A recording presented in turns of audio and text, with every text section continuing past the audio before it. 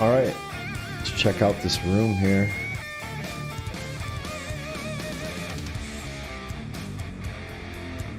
Never been in here before. This must be what happens when you wake up in Lorville. A lot of interesting things here.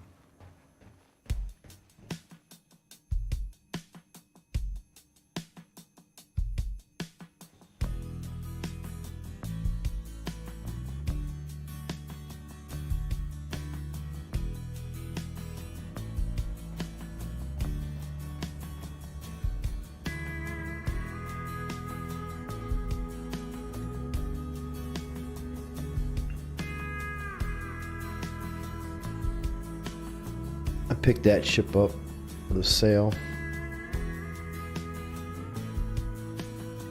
Should be pretty nice.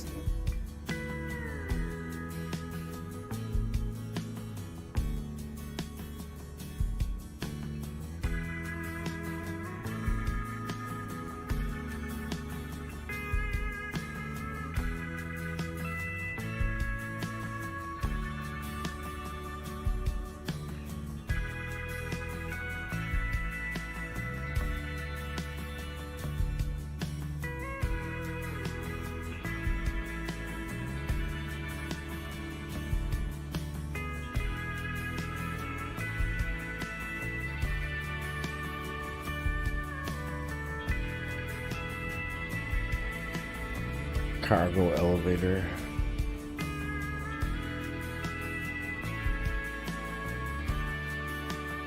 So we'll do some shout outs in Discord. Got fire up Discord.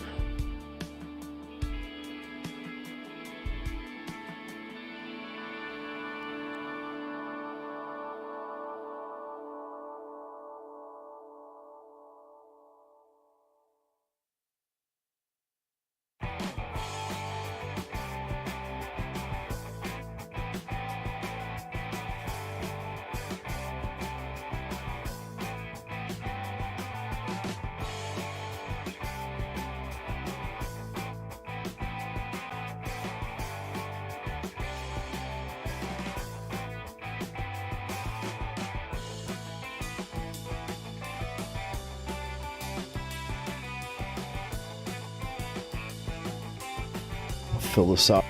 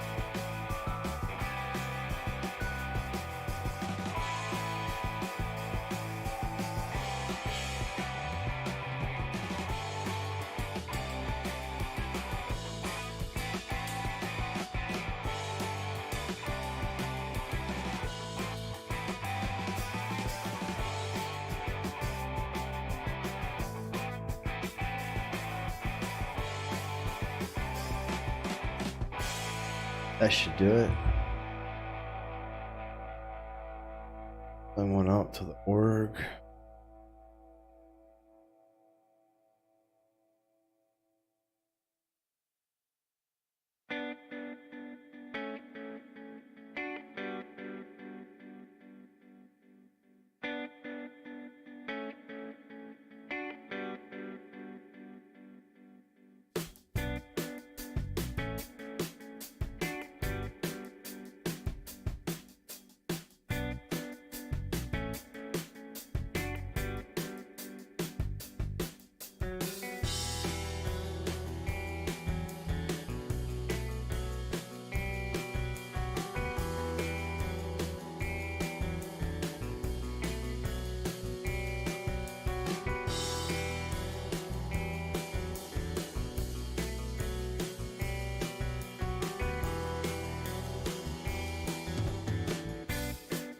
I think that's about it.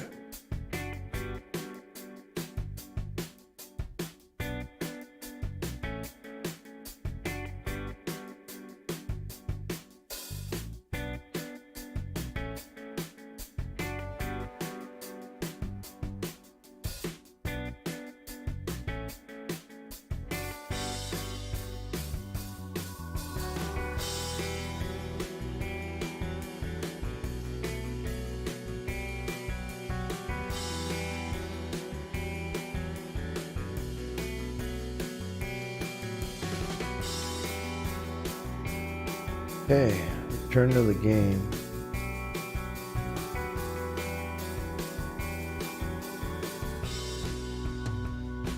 This guy's doing. Alright, we're working on finding our way out of here. Trash bags. Stairs going up.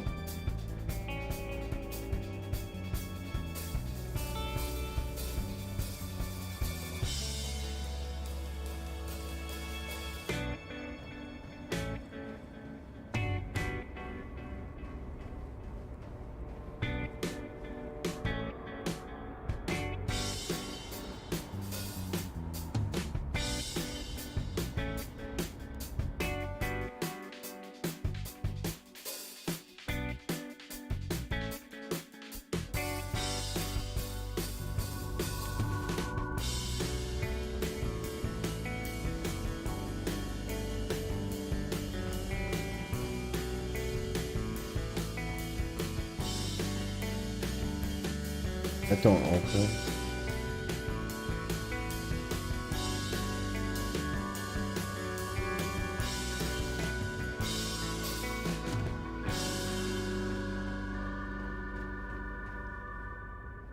Locked. Am I stuck here?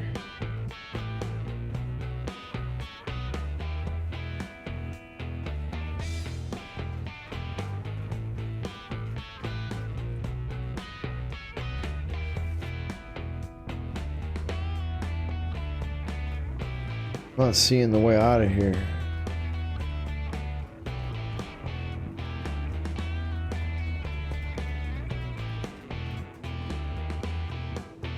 Locked. This must be it.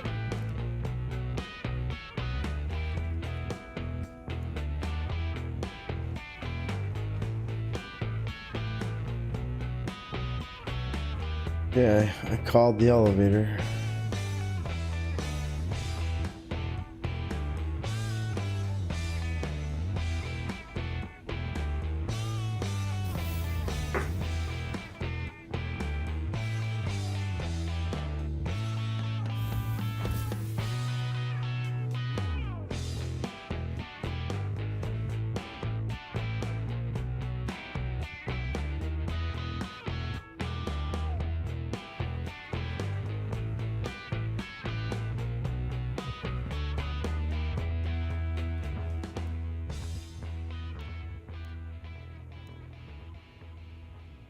Ground floor.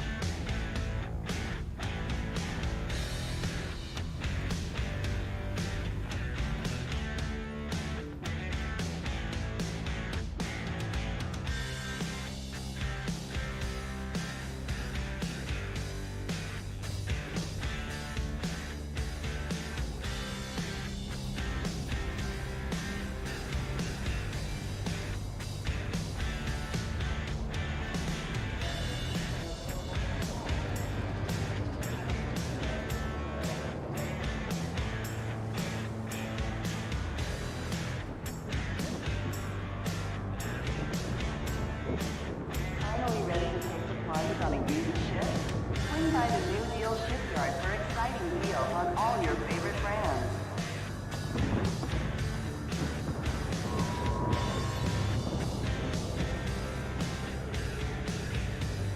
Need a job? Virgin Dynamics is currently hiring in multiple departments. With credit type, you can offer a credit exam for new qualified employees.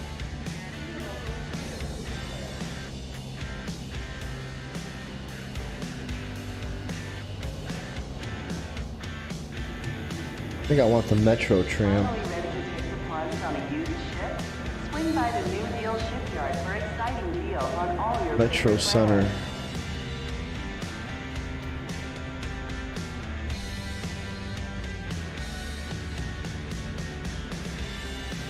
Welcome to Metro Center. Transfer to the perimeter, spaceport, and industry lines.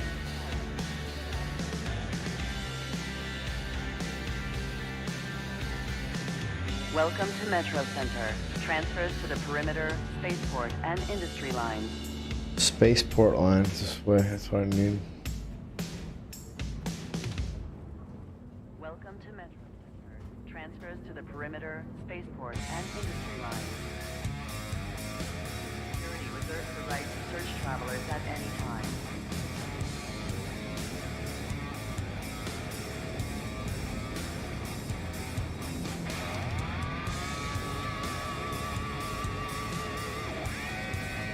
Step away from the platform edge when train is approaching. So this should take me to the spaceport.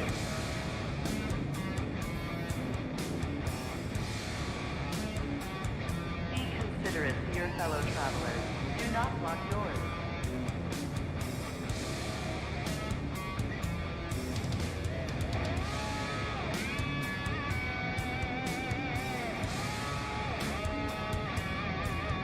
Trespassing or attempting to trespass on train tracks is a serious and dangerous offense.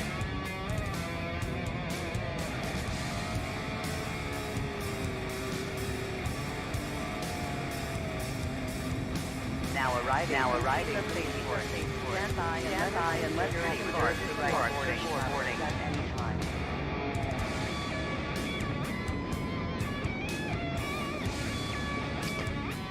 Right.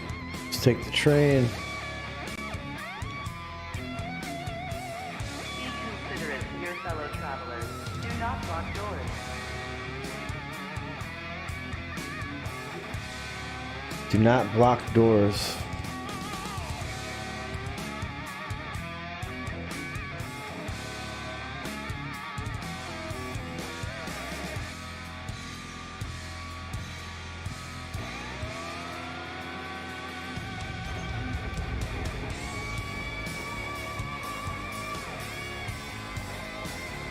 Next stop, Pisa Spaceport.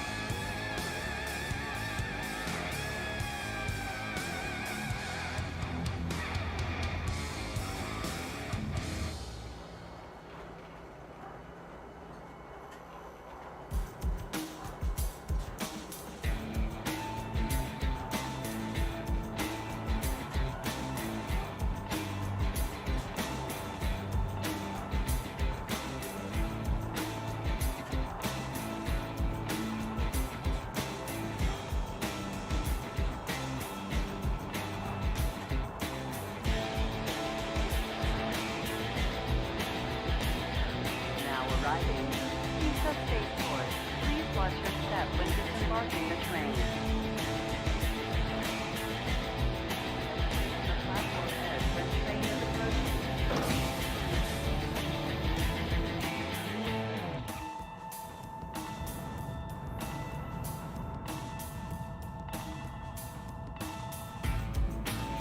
Be considerate to your fellow travelers. Do not block doors.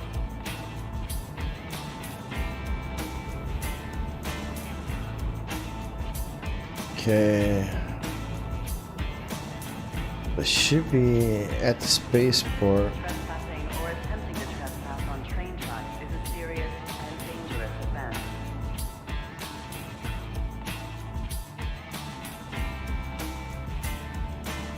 Customs area. Our planetary ecosystem is threatened to us. Declare any flora Restricted area.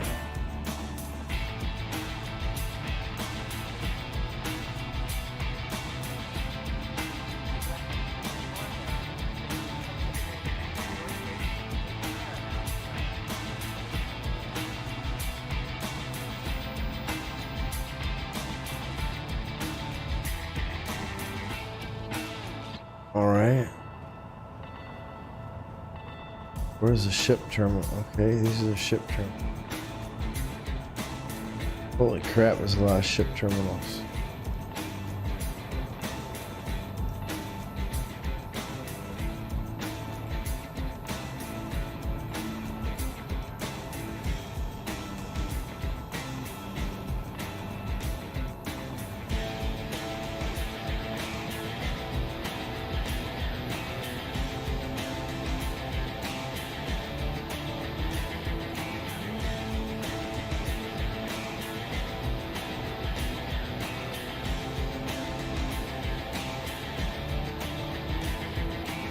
What?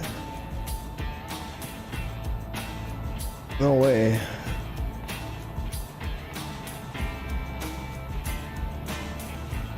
Oh. That's the card too.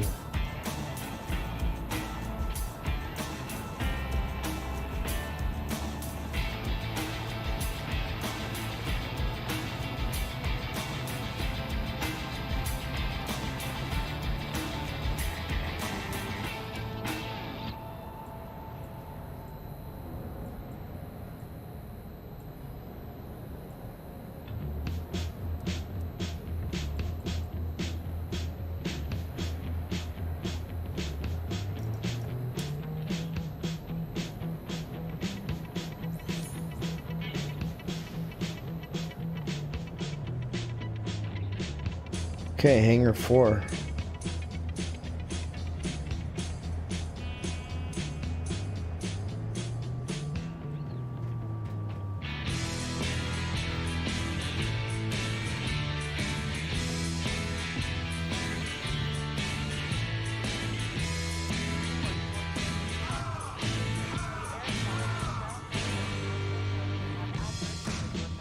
How do I get to my ship?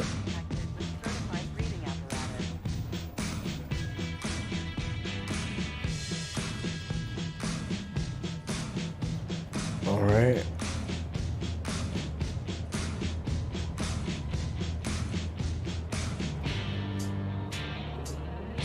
How do I get to it?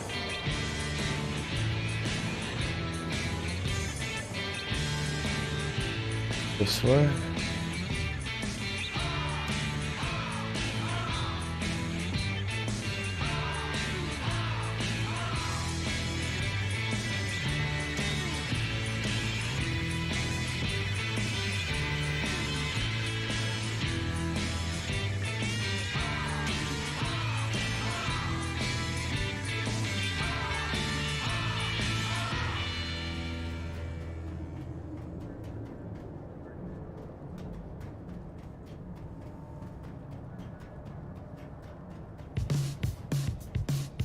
My ship's like underneath here.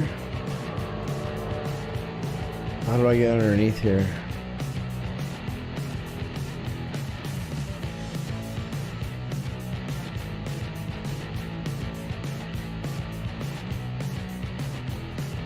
Wow, I have no clue how to get down there.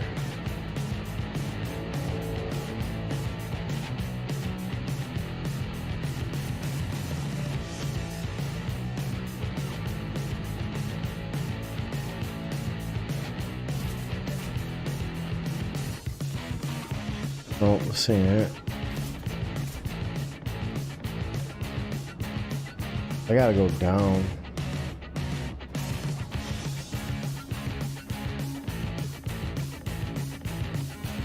These buttons don't work.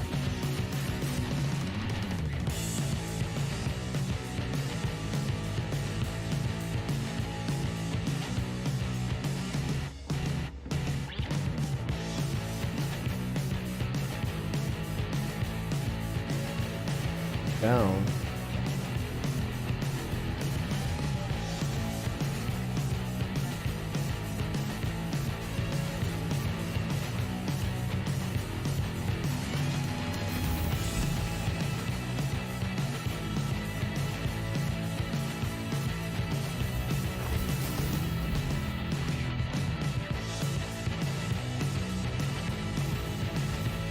That's hangar 2. Let's see what happens.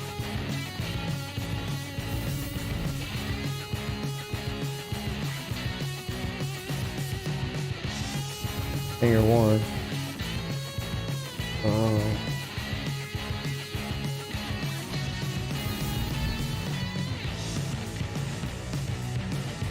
Hangar 2.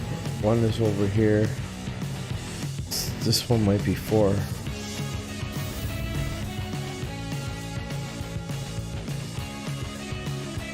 No.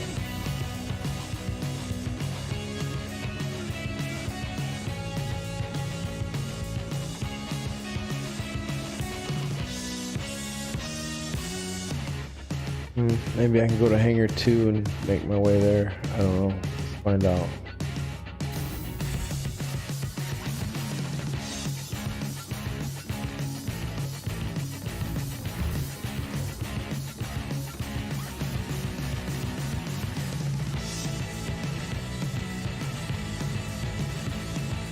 I'm like lost.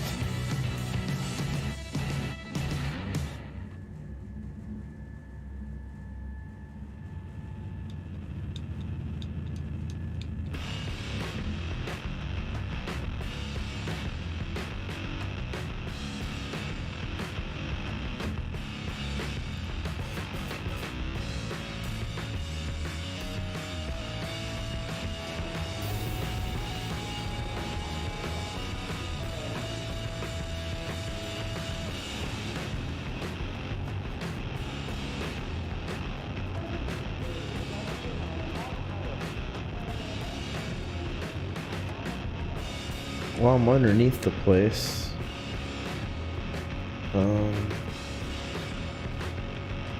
Hopefully, like, some of these doors open or something.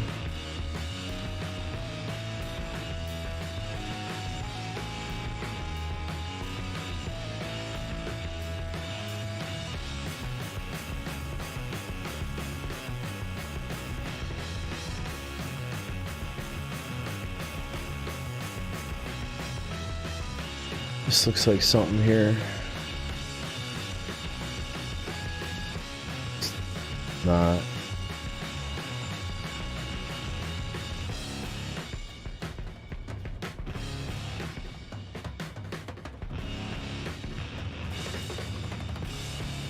That's just crappy.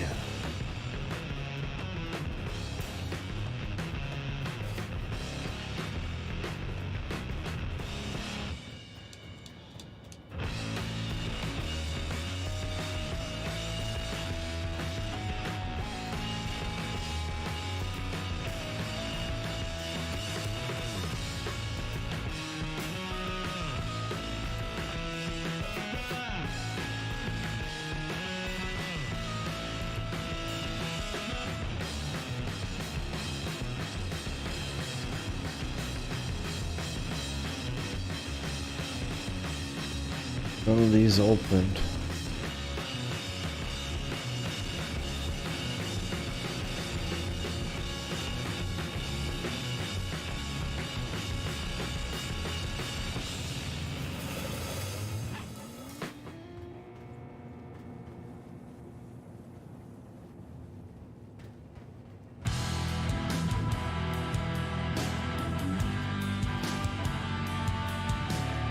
I am truly lost.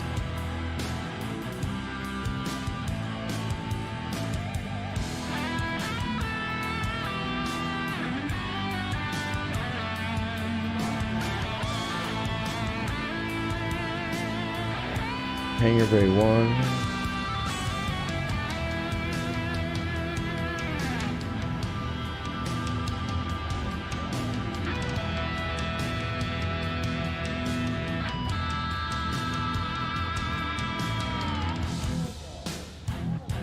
Damn, where's the elevator that brought me down here?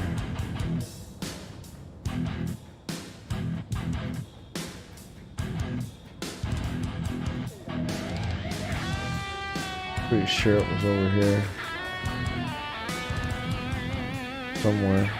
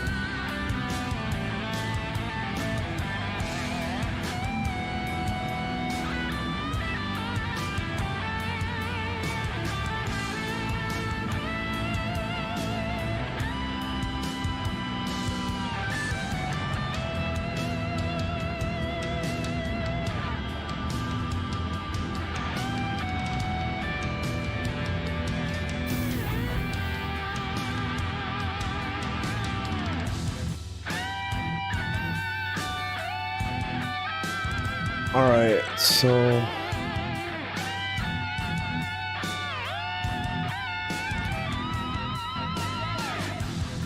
Three to 5. Says it's this way.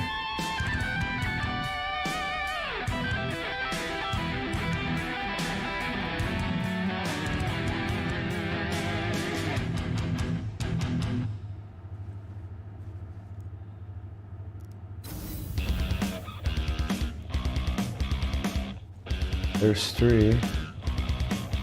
Alright, maybe this is get me to 4. Haha. Hopefully I can get to my ship before it despawns. Hey Edgar, how you doing? Hope you're doing fine.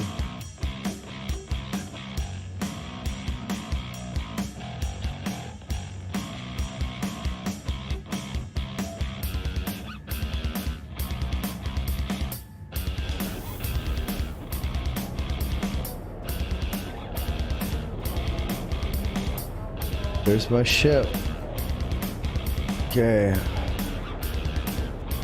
If we can just get to it in time here.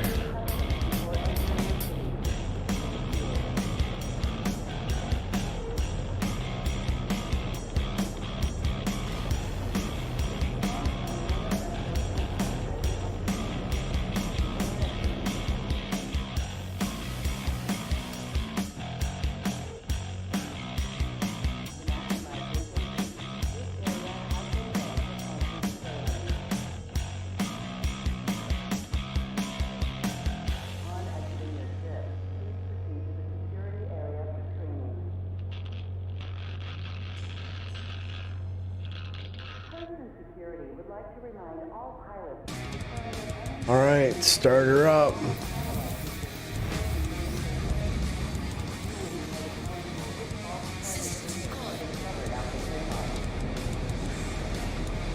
Gotta get the roof open, so we probably gotta talk to him.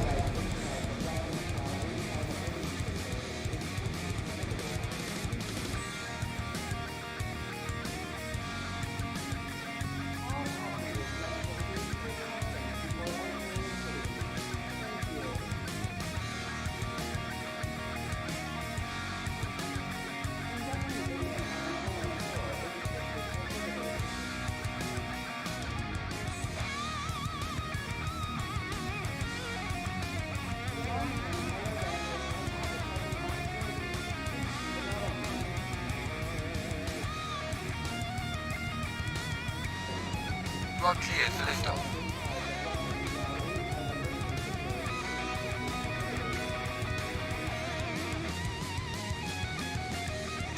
Please visit us again. Remember, if you're contemplating a career change, you should contact one of Hurston's resource managers for information about exciting career opportunities.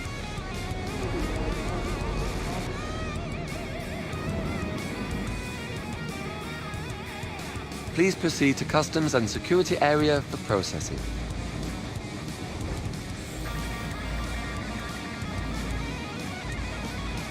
All right.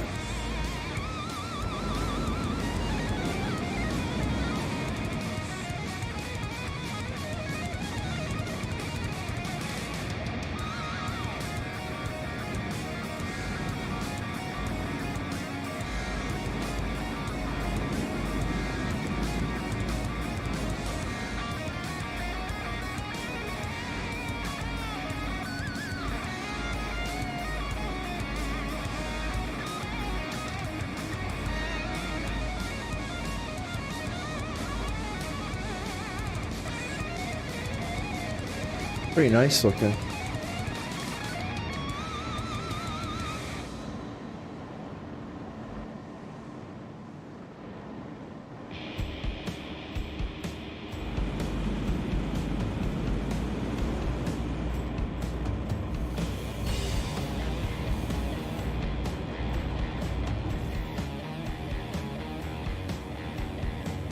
Hydrogen fuel at 100%. Okay. Thank you for the fuel update.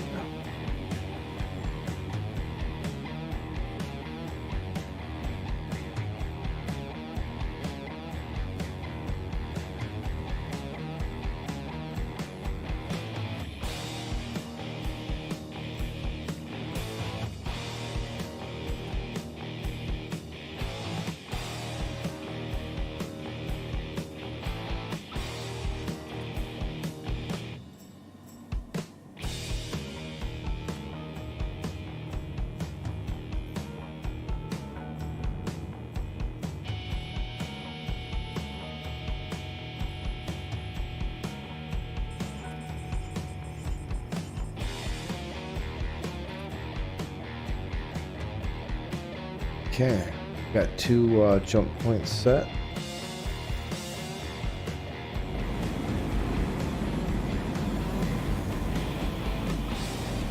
Oh man, looks like we're like totally like gotta go out of the system here before we'll let us jump.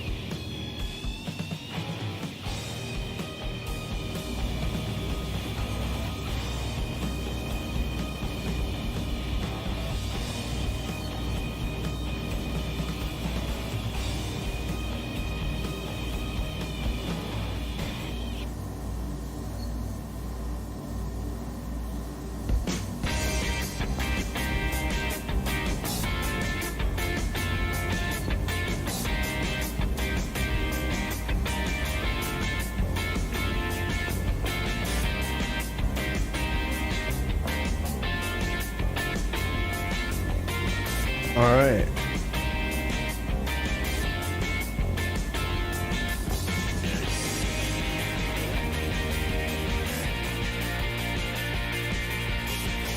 We broke out of the atmosphere. Let's go in this direction for a little bit.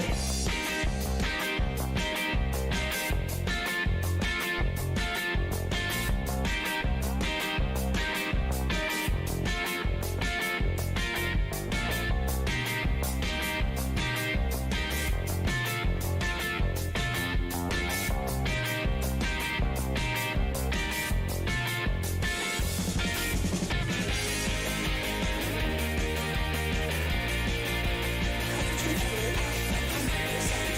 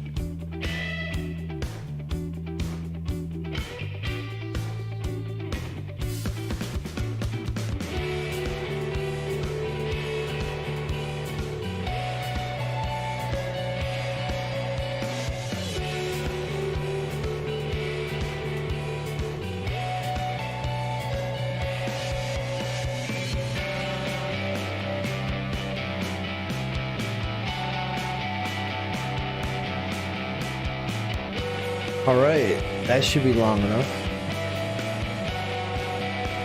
Let's check it out.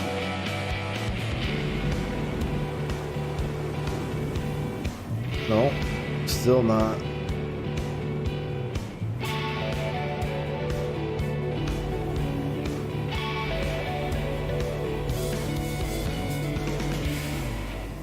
I get on the other side of the planet.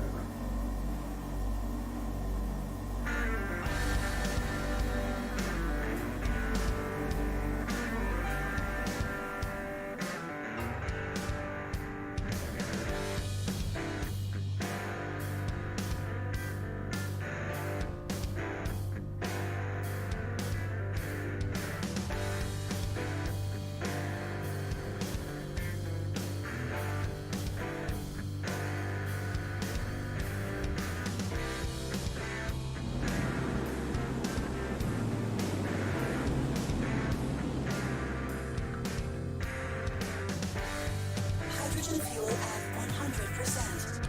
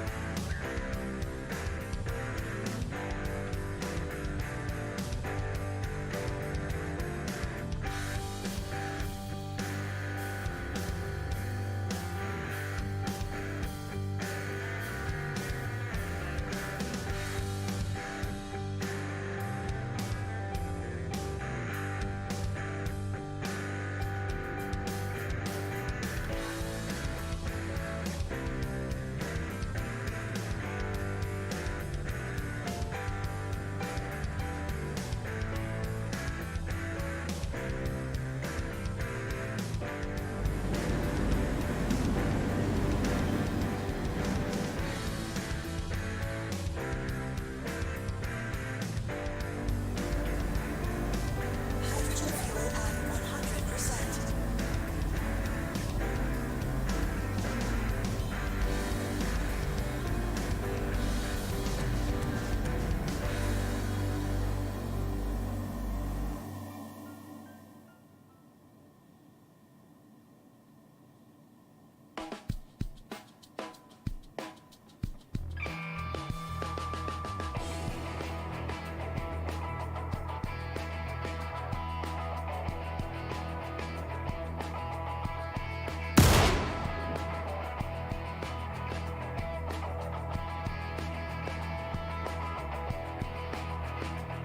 Hydrogen fuel at 100%.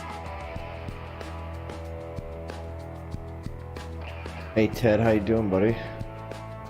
We doing the news soon? I was gonna try to land this thing first, but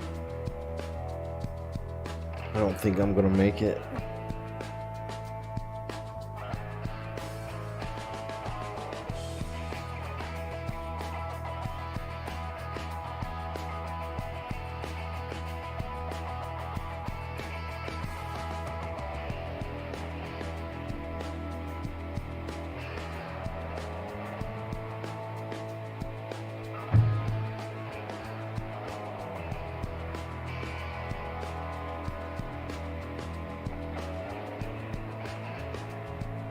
So when the timer runs out, we'll be doing the news.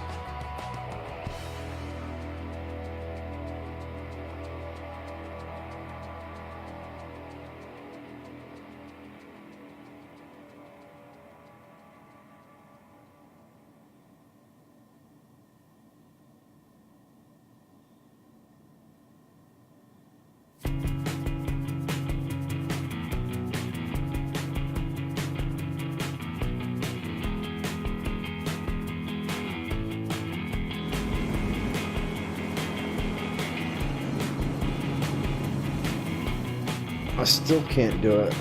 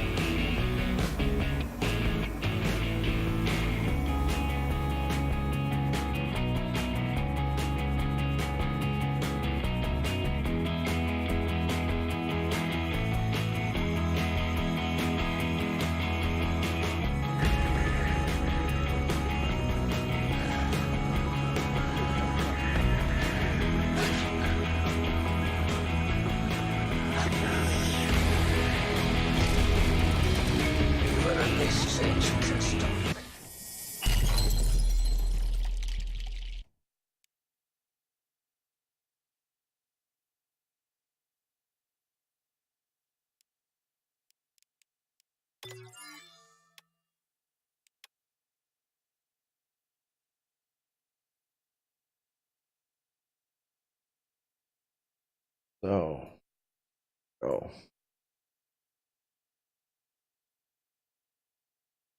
Let's check out STL. Else got.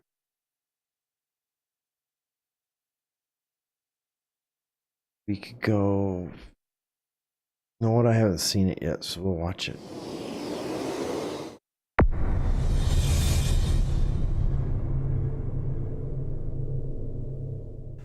Hey guys, Youngblood with you for your Should You Buy video on the new GN ship, the Santucci, which I'm sure we are going to need a lesson on how to pronounce, but I feel pretty good about that. It's made by Aopoa, or as my patrons have started to refer to this as, the STY, or the Sty Fighter, which I kind of like considering the look. It's worth noting that this is like the Car2All, where this is a true GN ship made by Aopoa, a GN manufacturer. That's available through trade agreements, not a recreation from a human manufacturer like Hesperia. That being said, this is a version that is made for civilians and is not a mil-spec version used by the GN military. Now, the ship is for sale now for a cost of $220 standard, or $195 if you want to do war bond with new money. The Santucci is a medium fighter with a crew of 1, coming in at 24 meters long, 23 meters wide, and 10 meters tall, with a total mass of about 106,000 kilograms. It has 4 primary thrusters that all feature the articulating bodies like we've seen on the Scout. And it actually states that these are kind of dual directional firing, and they're the most advanced ones with the greater range of motion than we've seen on any other ship that's in production. Now, read that to be as this ship should have really great control and maneuverability, but don't take that to assume that it's going to be the most maneuverable craft. Now, as far as components are concerned, it has a single small radar, a small computer, a small jump drive and tank, while bringing 2 small power plants and coolers, and 4 small fuel intakes. I take that to be 1 per main thruster. Now, in addition to the small components, we're also looking at this ship having a medium shield generator, which is good to see. And as far as the weapons are concerned, on this fighter, it comes with 4 size 3 laser repeaters, which is pretty significant. That's, if you think about the Sabre with the 4 size 3 Panthers, I mean, it kind of falls right in line with that. Now, these repeaters are GN in design, and they actually feature a faster rate of fire than the human repeaters. But that does come with the trade-off that they have a lower maximum heat threshold, which means that you're going to overheat the guns quicker than their human versions. Now, it also appears that these are fixed weapons, so don't expect to see size 4s on this. But on a ship this agile, you shouldn't really need gimbals to stay on target anyway, so I think fixed is a better bet at a larger size, but technically could you put on gimbals and run size 2s? Probably. In addition to what are known as the Yang 2 repeaters, you also bring along 4 size 3 missiles on 2 separate racks. Now, the stats page and the ship matrix both have different answers for how many of these missiles you're going to have on your ship, but the brochure states that you have 4, and that's what I'm going with. Primarily because 4. 8 size 3s, or even 24 size 3s, depending on where you're looking, is a crap load of firepower. Size 3s do a lot of damage, and the documentation says that it has less weaponry than the Sabre and the Super Hornet. So in order for that to make sense, it has to be 4 missiles.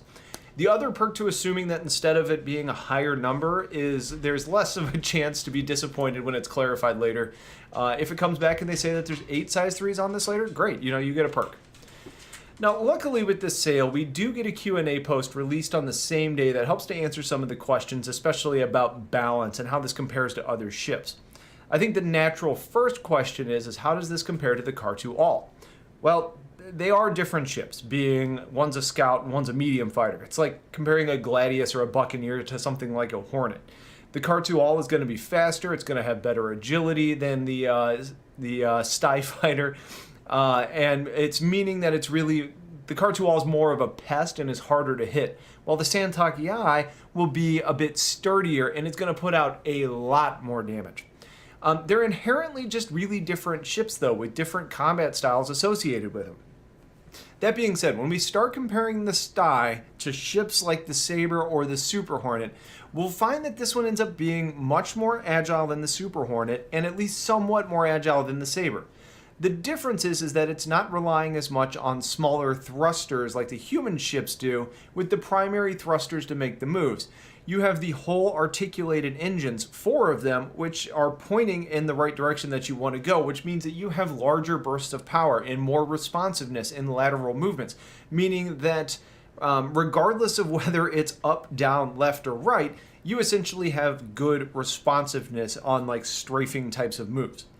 Now, comparing the human ships already mentioned in combat to the Santoki Eye is a really similar story as you'd probably expect it to be. The human ships are sturdier and they have better weaponry, or larger or more weaponry is probably the better terminology here, meaning they're more likely to be a slug-it-out type of ship, where the Sty Fighter would rather not be hit, and it uses its agility to avoid damage and taking the time and agility and quickness to line up shots where you can maximize damage through the extreme high rate of fire guns that it's bringing, and then continuing to avoid damage and get into a good position until that next burst of fire is going to be ready to be used again. It's not going to be as hard to hit as the Kar-2 All, but it's not going to be any treat to hit either. It's going to be a tough little fighter to go against. So, who might the Santoki Eye be right for? It's a really interesting ship, and actually a bit lower price than I expected it to be, though you're still paying more for the alien ship than you would for a human equivalent.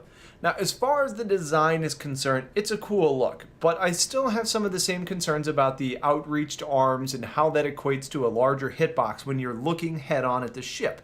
If you have fixed weaponry, you have to think that the person that's flying the Santoki Eye is going to have that full frontal face, big square facing the target. So if you're head-to-head in like a spinning type of battle, there's a relatively good hitbox there, but the agility should allow it to kind of stay out of that line of fire to some extent. I don't think it's quite as extreme as the Kar-2, but aside from the agility, it could be a little bit like you're being shot at when flying in a cube. If we look at it in a different way, like the Sabre, for example, when you're looking head on, it's got a very flat profile.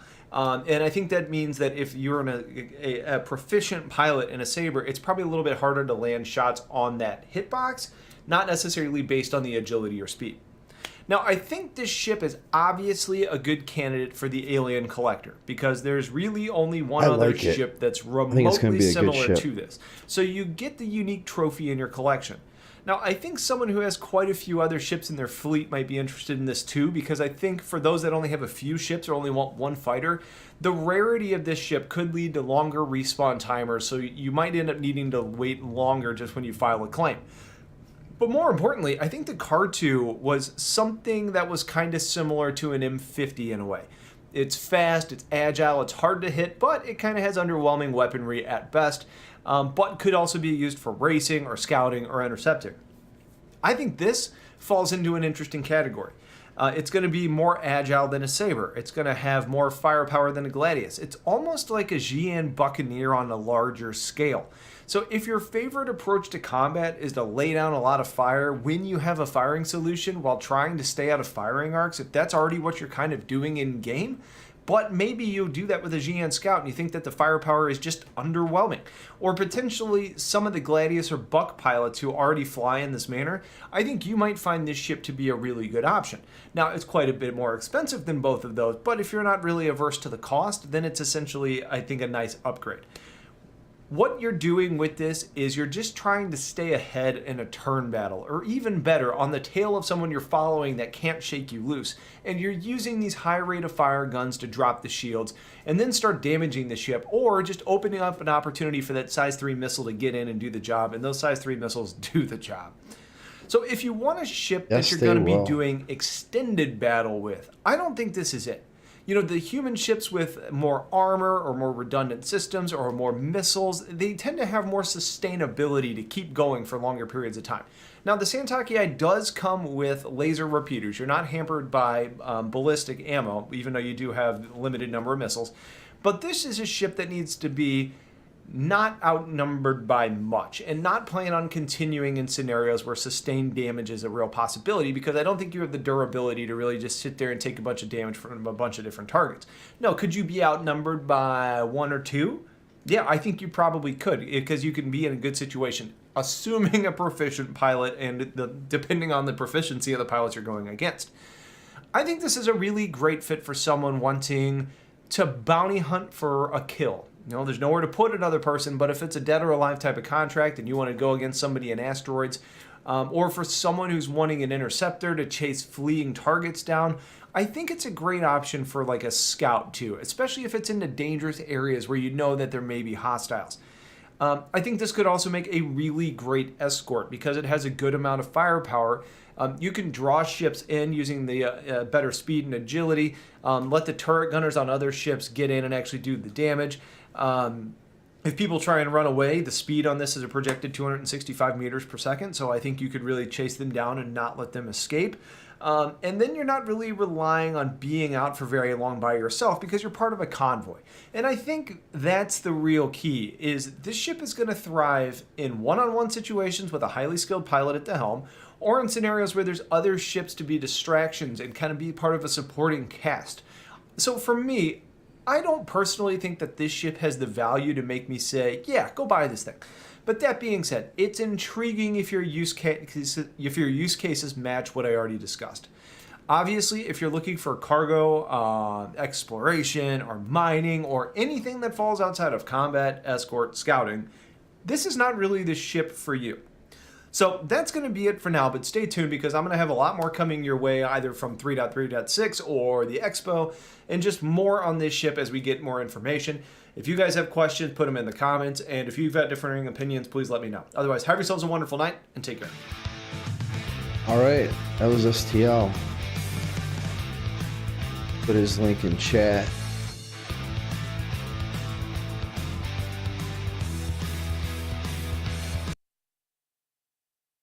All right, next up, let's see what Tactical Advance has done. Weeks ago. Oh, I saw that already.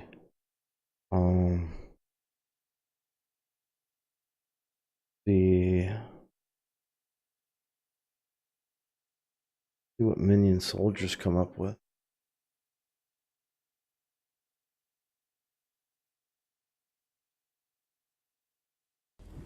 Hours ago.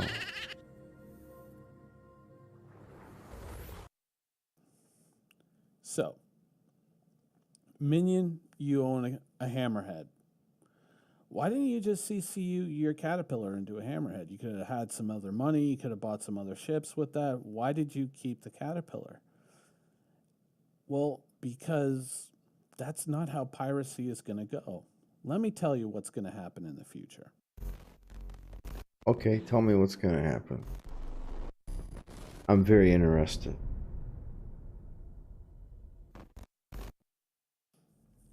So right now, in the PU, you have Jumptown, and you have the incessant turf war over Jumptown because it's one of the best trade goods right now in terms of profitability. Widow, and there's a lot of people trying to get in there and trying to make money off of it, and so this has become kind of the pirate turf war. And certainly there are other players outside of those who would say that they're pirates who are trying to get in there and make that money because it's one of the few workable trade routes right now, or one of the few truly profitable trade routes. The rest are very mundane and very uninteresting. And I think that gameplay is kind of, some people are kind of looking at that and saying, oh, I'll just be a trader. And then they're like, this is kind of not all that exciting. Whereas, Jumptown tends to add a little spice, a little flavor to that. And when you look at piracy right now, it's very much in its embryonic stage. It's very difficult to kind of look at that embryo and say, I know what that's going to become. But in the future, there's going to be two technologies that come into the game. One being tractor beams, the other one being NPC haulers, which are going to become a part of the game at some point in the future, hopefully sooner rather than later, but it is what it is. When these two technologies come into the game, it is going to transform piracy. All of a sudden, where Jumptown was the main focus of activity, it's going to move away from Jumptown. It's going to go to places like Shubin. It's going to go to places like Arcorp. It's going to go to places like Kudrior and Deacons. It's going to evolve beyond those places because people are going to start to go, now I don't have to pay for any of the cargo. Now Widow is not an attractive commodity anymore. Now it's, once again, medical supplies, it's ores, it's raw materials, because it doesn't take long to see when you're going on the forums or you're going on Reddit and people are saying, oh, I can squeeze $1 million worth of goods onto my Caterpillar. I can squeeze 100,000 onto my Cutlass. It doesn't take that much of a leap of logic to say, what if I didn't pay for those goods in the first place? And all of a sudden, piracy starts to become a little bit more attractive. Add into the fact that you're going to have NPC haulers running to and fro. I don't know if I want to hand load a cargo. Caterpillar. And it becomes even more attractive still, because there might be people who are on the fence about piracy, who want to enjoy the game, who want to play the game, but don't want to impact other players. But now all of a sudden you're impacting an NPC and they're like, well, I can be okay with that. Now I've got tractor beams, now I've got NPC haulers, and now I've got a Cutlass, and it's very easy to see with a little bit of coordination and a good team. You might even be able to get away with it scot-free. What happens if you have a member of your team that shuts down the local communication satellite, maybe flies up to it in a stealth ship like a Saber or a Hornet Ghost, and then he EVAs over outside of its range, very carefully works his way over, and then places himself in that satellite and gets ready to shut it down? What if you have someone along with a Herald that can block distress transmissions? All of a sudden things start to get a little bit more interesting, because now that Cutlass, that Caterpillar with their tractor beams, stripping all that cargo off of that NPC hauler, is now a viable form of gameplay. That's now something that you can do. That's something that exists. And so, whereas somebody who was trading before, knows that the profit margins are kind of not all that Hey, great. Sylvian. What if you don't have to pay for them in the first place? Now becomes a reality. Hope you're doing well. And you're going to start to see pirates. Yeah, coming this is and the inside of a taking ships hammerhead. like Caterpillars and Cutlasses, and they're going to be staking out near areas like Deacons, waiting for those NPC haulers. He said he sold it kind of come out of and kept his warp or Caterpillar. move into the atmosphere. He's trying to where it explain might be more why. difficult for them to handle, or just getting out of the atmosphere and getting ready to quantum away, and they're going to start getting snagged and hit by players and pirate ships. You're going to start to see things like Buccaneers running distortion weapons to prevent them from spooling their quantum drive, to prevent them from getting away. And you're going to start to see, ships. Oh, you don't getting need one. disabled I have rather than one. destroyed. As long as you You'll hang start out with seeing the people pandas, you'll be all focusing on set, blowing and engine pods off. you'll and be so able to you're play on the looking hammerhead at all you want. weapon I systems think we got that like are a 4 or lot 5 more of them accurate, a lot already. more impactful on ship systems like that. That's I the wouldn't way worry things about are getting gonna one. go. And you're going to start seeing a lot more people Got you using covered. ships like Cutlasses and Caterpillars. Cutlasses especially because they're so cheap. And they're going to be using those to strip these NPC haulers. And so something like a Caterpillar, which kind of seems like a very mundane ship currently, is probably going to move into one of the more highly prized ships, because $1 million worth of cargo trading on a Caterpillar, sure, building up to that, it's going to take a long time. But what happens if you can stack $1 million of cargo on it without having to pay for it initially, right? I got rid of my Valkyrie and I upgraded it to a M2 Hercules because it doesn't haul the cargo, and I wanted to be able to bring supplies to the guys after I drop the tanks. I want to be able to make sure they have ammo and all the other stuff. I sold the Valkyrie and I upgraded it to the bigger M2 that holds 2 tanks. For the anniversary sale, that's what I ended up.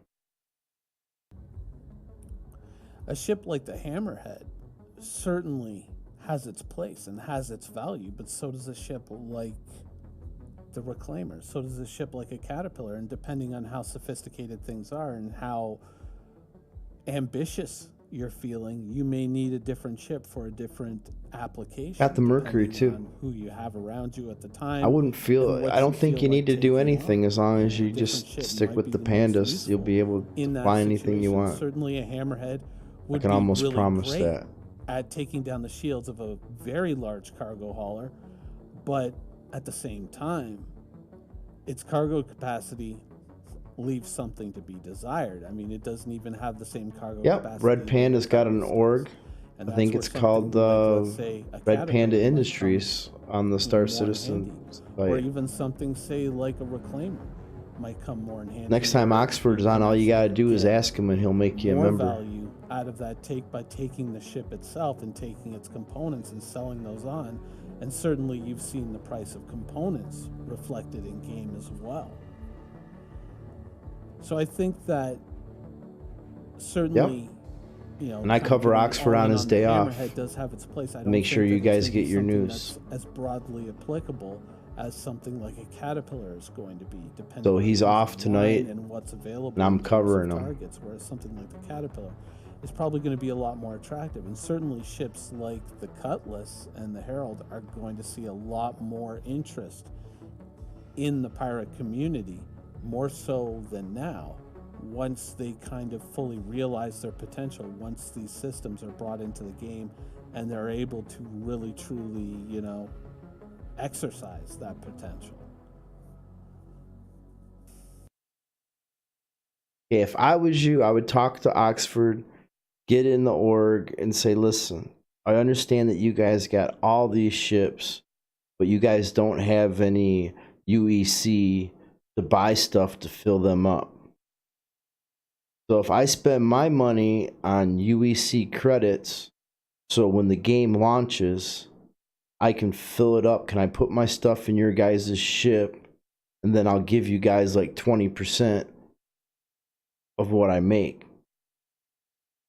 But basically, you would supply the cash to fill up the ships, because that's what they need right now. They don't need any more ships. They need money to fill them up with. That's what I would do. So I think that once, you know, tractor beams and once NPC haulers. No, this is Minion Soldier doing his weekly show.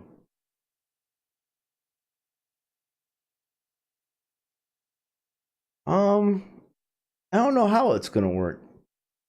I don't know if we're gonna have banks or whatever, but you can buy I think it's $10 or $20 a week only. Like, it's capped. So you would have to, like, every week you'd just buy like $10 worth of credits. And you'd be able to accumulate some. Like, I've already got like 500,000 credits myself. Come into the game, you're going to see an explosion in piracy in game. You really are. And Yeah, I think a lot of 35K it is going to nothing. be directed at NPCs. You need like millions I think to that fill they're up a going to ship. be on the receiving end of most of it. And there's going to be a lot of players who are probably sitting on the fence about things like this, who are going to go like, well, I don't want to, I don't want to be a dick. Yeah, I you'd don't be wanna better mess off up other buying people's UEC days, than but buying ships, because NPCs, everybody's sure, got I'll ships. attack Nobody's got NPCs. money. I mean, I do it all the time. I You'd attack be the Vanguard, guy, you know, man. one You'd is be the same guy as that the makes other. all I the mean, money it's not because you really got the another money to buy person, shit. so I don't have to worry about her, you know, hurting someone else's feelings. Why not? You just got to make especially that if I deal get with a little bit Oxford, and more Oxford would live up to coordinated it. and a little bit more organized in how I go about it, you know, and I get a group together, maybe I can even avoid the legal repercussions. And generally, that type of gameplay, when you kind of add a few extra layers to it, that becomes more fun. It becomes more interesting, more immersive when you're coordinating on that level. And especially when everything is going right. I mean, it's true of many massively multiplayer online games, you know, completely independent of the Hey, format of the BTV, game, how you whether doing, you're buddy? using a sword and board or whether you're using blasters and missiles. Hope you're doing well. When you kind of get to that layer of fun coordination within a group that increases profitability, it becomes a lot more attractive. And I think that there's going to be a lot of players who are sitting on the fence about the. Yeah, I mean, don't you go? I mean, I've seen you watch Oxford show before, so I guess the next time I see you in the channel, whatever, I'll bring it up.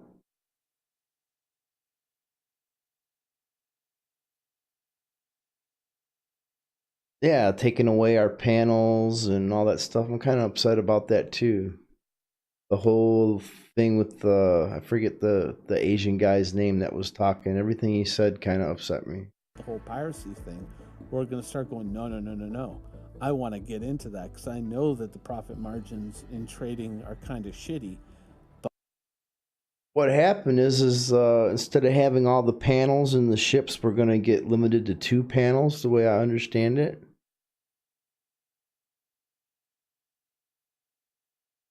Which is kind of crappy. But if I don't have to pay for it in the first place, that's kind of fun. And you know what? If I don't hurt anybody's feelings along the way, so much the better.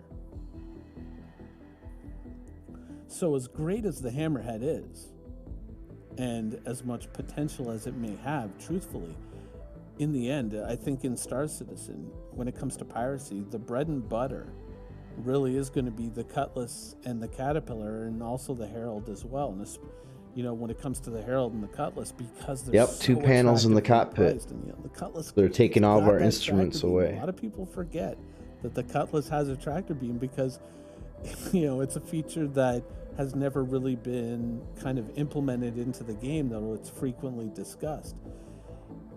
It's a feature that we really don't need right now, but once it comes into play, its impact on gameplay is going to be huge. And with the Cutlass having all of that, it makes it a very attractive ship, especially for pirates. So it's one of those ships I don't think that you. They can said do it's it in necessary to well. make the cockpits Hammerhead's cleaner always so we gonna can have a see what's place, and going it's on. always going to have a certain amount of potential, but day in, day out, And you're they're gonna see getting the in the way of Caterpillars and people the getting in and out of the Cutlasses seats. getting more usage. They're just taking them out. Now, the truth is that in the current roadmap, that's where the bad news is, right? Because tractor beams aren't on there, at least not that I've seen. And yeah, I recently checked it again. Salvage holds a little potential in this area. You know, we've discussed it a little bit. And Yeah, and I think they took possibly with the Vulture female getting models bumped out up, too. if that does in fact happen, that could make things a little bit more interesting. But really, the things that you got to kind of Hey, look BTM, out for how are you doing? NPC haulers, tractor beams.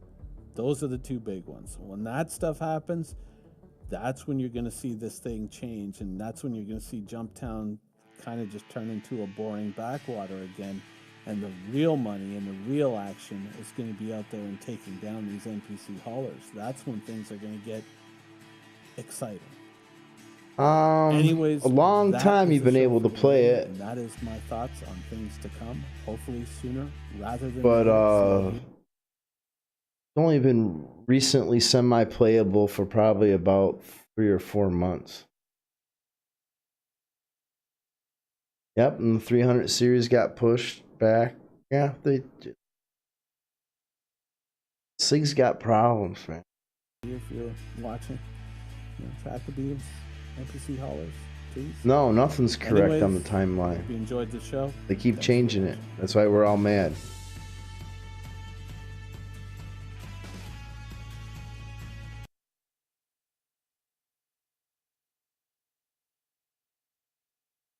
I have no clue when they're going to release Squadron 42. I know that container streaming was necessary for them to get it to work right, and they got that. So I'd have to say it's going to be soon. There's a link to that video if you want to watch it on your own. All right, next we're going to watch. Let's see, we can go. I don't know. Seems like try Citizen.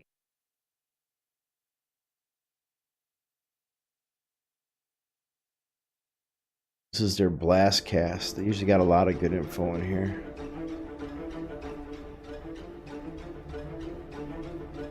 Yeah, the Squadron 42 is a single player game.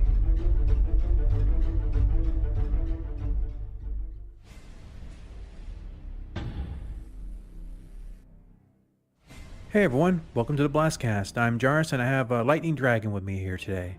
As you probably just noticed, I changed the opening a little bit as far as how I introduce everything. I want to kind of bring the show back down to a more casual, human being kind of level.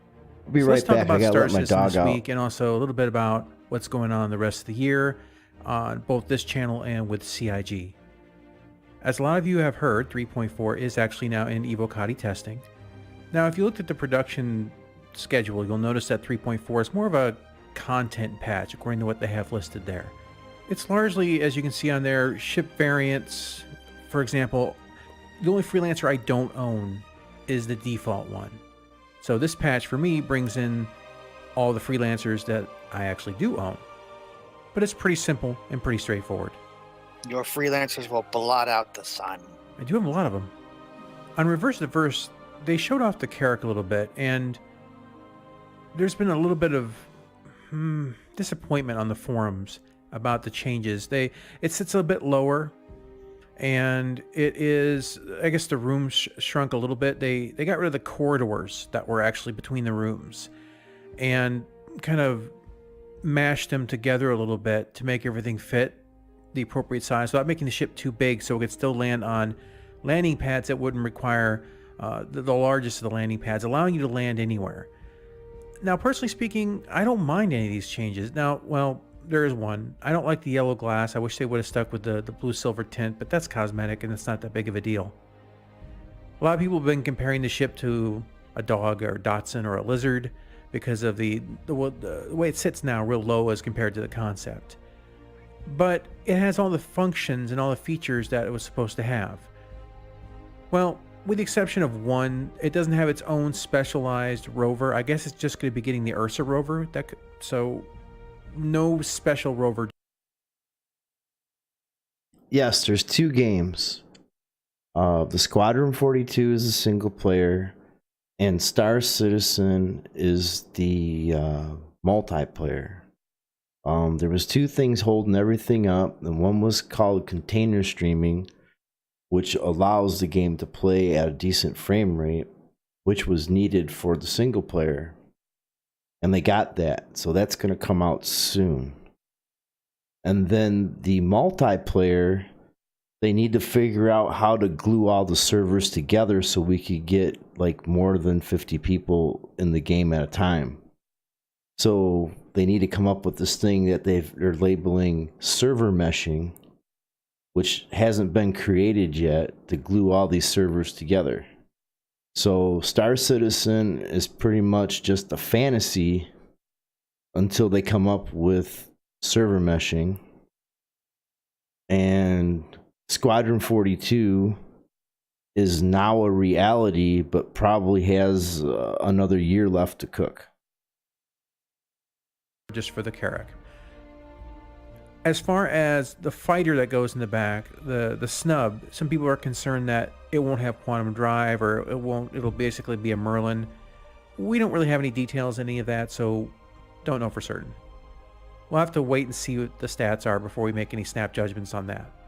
Now, because it's getting close to Christmas and the end of the year, CIG is taking a hiatus on a lot of their shows, and you really can't blame them. Object container streaming is on the servers, but the graphic files that it loads is stored on your computer, And the graphic files that your game loads will always be stored on your computer, but the server tells it what to load. That's how it's set up now, how it's always going to be set up. It's the only way it can work. They've had a heck of a year, and with 3.3, that's a lot of content to push out, and 3.4 has got to feel to some extent a little bit like a vacation after that.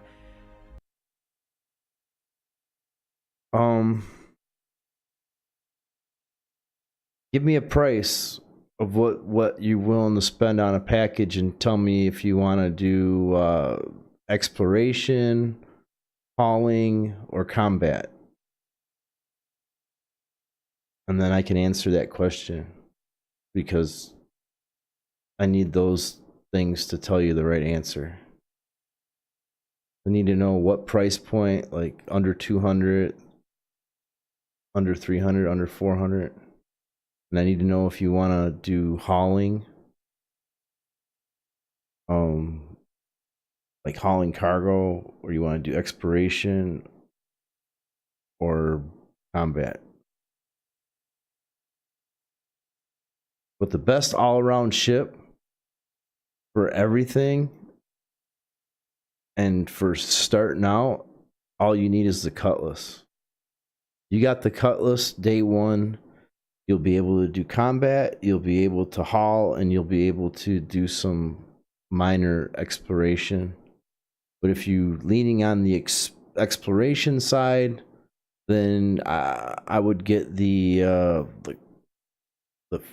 Freelancer Dur, which is the exploration Freelancer.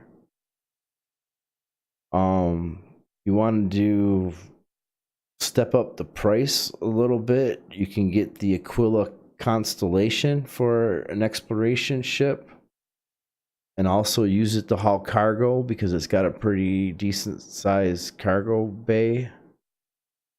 If you're looking to do combat, I'll recommend a Saber for a medium fighter. But if you're a kind of guy that likes more armor and more guns, then get the Vanguard. And if you just want to flat out haul stuff for a starter ship, get the Freelancer Max. If you want a little bit bigger cargo, and you want to, I think it's going to be the same price, about would be I think it's called the Taurus Constellation. And the Taurus Constellation is pretty much a gutted out constellation with just made for hauling cargo. And there's also the Hull series, which I don't think you can buy right now until the next anniversary sale, and they'll have the Hull C, which will be a good hauler too. But the best all-around thing, if you're undecided, is going to be the Cutlass. Cutlass. It can haul cargo, it can fight, and it can explore. So, if there's no news to report, we're not doing a show. There could be no show for the rest of the year. So we're going to continue doing other shows with other games, having fun, and I'm recording them now as we play. So as we... The Titan is the best low end. The Avenger Titan is as low as I would go. I would completely, totally stay away from the Mustang Beta or an Aurora, because they can't really do anything well. But the Avenger can do a little bit of hauling. Not much. I think it's like 6 cargo units or whatever, but it'll get you started. And it's got some good guns on it. And yeah. You want to get away the cheapest, get the Titan. But if you're going to want to just do combat, the lowest cheapest ship that I would get would be the 325. The 325 is the 300 fighter, and it's got fuel scoops on it, and it's not carrier dependent. So you'll be able to go from system to system, and you don't have to worry about it being short range. Because the Titan's a short range ship. So I'm not sure if it's got fuel scoops on it or not. You'll have to check into that. If it don't have fuel scoops in it, you're going to be in trouble. You're going to make 1 or 2 jumps and you're going to be out of gas. We talk about any topic that comes up in gaming, whether it's Star Citizen or other things. I'm going to go ahead and just make sure you guys can be part of those conversations. So this character thing that people are upset about reminds me a lot of the Vanguard, how the concept art didn't match the end product. But with the Vanguard, there was a lot more than just like, oh, they changed the track wheels to wheels or something. Which, if you think about it, makes kind of some sense, because track wheels on a spaceship is kind of weird. It was cool. I mean, everybody liked the that. Cutlass is long range. But it's something that, in retrospect, it's like, that's not really a big deal. There was other things that they changed on that the Cutlass is not carrier dependent. But we'll make some extra work for Jarvis here. If you look at the original concept art, and you had linked it in the chat earlier. It either has fuel scoops or a big enough tank to where you don't have to worry about it. The landing gear is like 3 stories tall. It's absolutely huge, and to have it collapse up into the ship would be. Right now, all the ships have fuel and jump drives. Like even the Razor has jump fuel and jump drives. But when the game launches, that ship doesn't come with a jump drive. It doesn't have one. Like right now, they're doing stuff just for testing. Like all the ships pretty much have unlimited jump fuel and everything. But when the game progresses to the next level, fighter ships are going to run out of fuel like really quick. I mean, you need to that's why they're calling them short range, like your Hornets, your Sabres, and all of them. They're going to run out of fuel eventually and have to leave the fight. Where if you have a 325 that's got fuel scoops, and you can pretty much, if you just stay alive long enough, they'll have to leave and you'll still have fuel because you got fuel scoops on your thing. And also a Vanguard is long range, Cutlasses are long range, but all the fighters are pretty much carrier dependent. When they say a ship's carrier dependent, it means like it can go out, but in 30 minutes it's going to have to come back for gas because it's already exhausted its fuel supply and it doesn't have a big enough tank or fuel scoops to replenish it. Right, that's why people want to have the Kraken and the Idaruses, so they can take the fighters out into deep space, because you can't call for help and expect people to show up with their Hornet, because the Hornet's not going to have the fuel capacity to jump that far and fight at the same time. I mean, it might be able to jump to you, but once it jumps, it's going to have to come inside the Idarus, get fueled back up, and then go out and fight. So, yeah, you need to... That's why people want the Krakens and stuff, so they can carry their fighters with them and have them ready to go. I'm on every Wednesday, and I like to answer questions. I really do. Either a lot of work for like animators and stuff, but not to mention if you look at it as a realistic type of vehicle, that's a big weak point. Well, that's the thing, is that they said that the landing gear actually stayed outside. I guess it was external, the way it was before.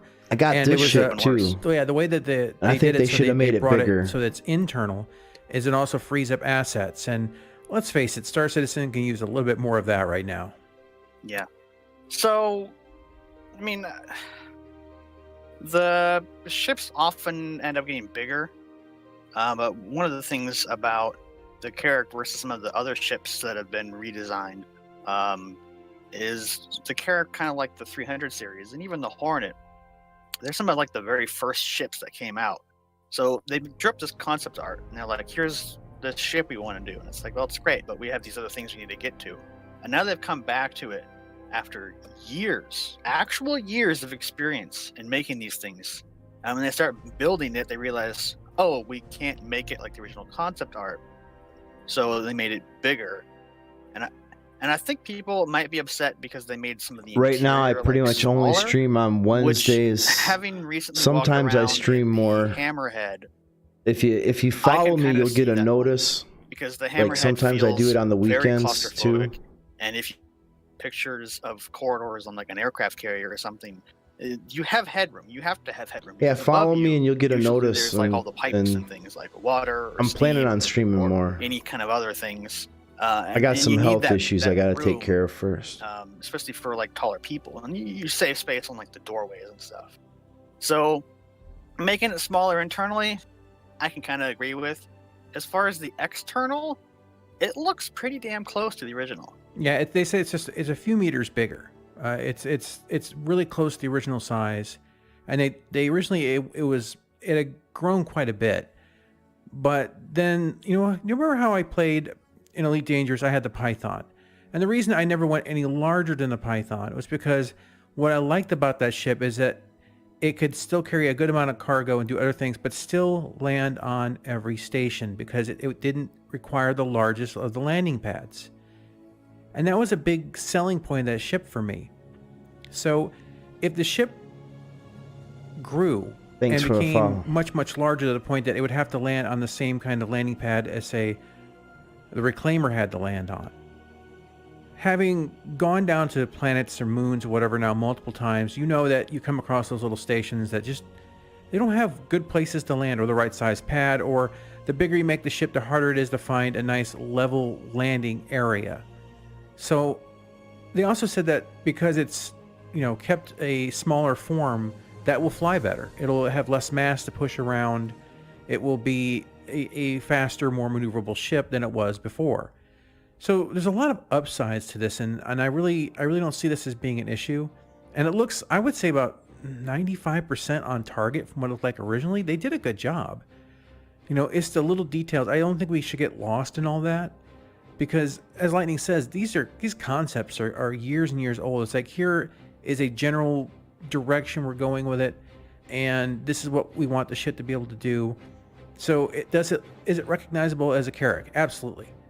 Does it have every function they said it would have? Yes. Some of the details about those things inside the ship, like as I said, the rover, and exactly how that snub fighter is going to work. Even there's a landing bay in there, but what's the nature of it? Those still, not entirely clear. But I think we need to give them a break on this and not be so harsh. There was no way that they were going to make a Carrack model without someone complaining about it, or at least a good chunk of the community complaining, no matter what they did. So I think they went with the most logical route of making it the most efficient in-game engine and bringing that original kind of scale and size right into the project, keeping it so that you don't have this obnoxiously large ship that can be a bit unwieldy in the wrong situation. I mean, it's an exploration ship. You try to land on a planet, the bigger the ship, the harder that's going to be.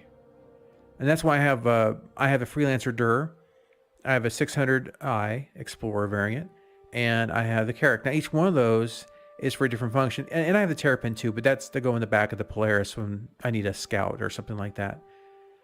But, the Freelancer Dur can be operated by one person. Just take it out there. And the 600i is like your mid-range Explorer. And you got the Carrack, which is like the one that the reason you'd want to have alternate character accounts, so that you and all your friends can play on this character in that ship on these days when you're all together, and then if not, you can play on something else, because that's your deep space, nowhere near civilization explorer.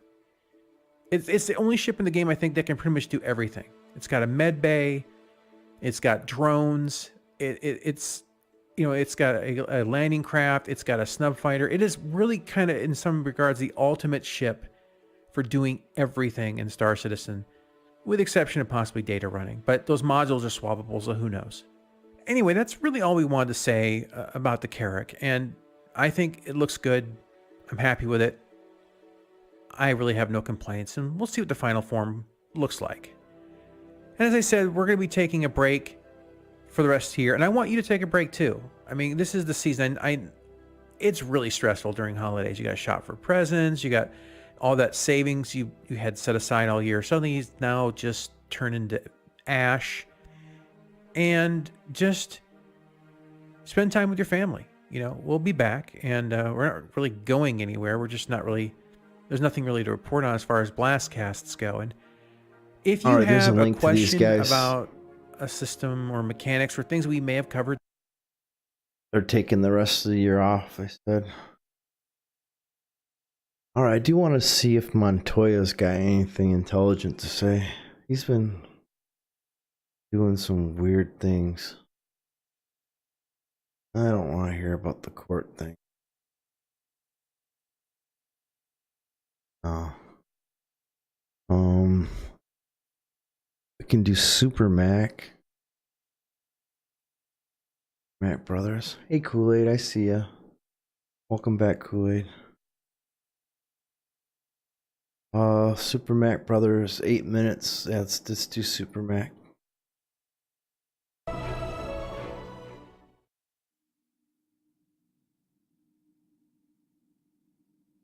Hello and welcome to Star Citizen Sunday. This is a weekly show which covers all the news from Star Citizen from the week just past. I am your host Mac, so let's get on with it. This week there is a huge ship update.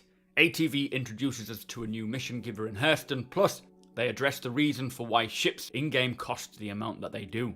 So, Calling All Devs was back. The first question was, how long should it take to earn a ship in the finished game? Now, he did say, and it's true, this is a very loaded question and has lots of facets going into it. He can't say exactly how long it'll take for each ship, but with each ship, they do try to figure out the time to earn. Is it 3 hours? Is it 1 hour? Is it days? But depending on what you do and your ability, this will alter. Obviously, if you are not doing anything to earn cash, it'll take you longer than running tons of missions and earning the bread. Now, they have obviously put out the ship prices recently in game. The community, they say, was pretty much split down the middle. Some thought they were too much, others thought they were not enough. They aimed the prices more to what to expect from them once the game is complete, rather than reflecting the current build, meaning there's still a lot more to come in terms of economy, missions, and earning UEC per minute. Now, they're looking into good ways to help players in the current alpha earn ships now, maybe adjusting the current earning levels, as obviously at the moment the average mission pays out between 4 and 1,000 UEC, which is very low when you consider the pricing of even a single-seater ship like the Prospector at 1.7 million. They're still working on many ways to earn income. Only having mining, slight choices of missions, and very, very early work in progress of trading isn't enough, but Stanton itself is a pretty low-risk area. Generally, this means you're going to get low rewards. Don't expect easy, safe jobs to earn you enough for a hammerhead quickly.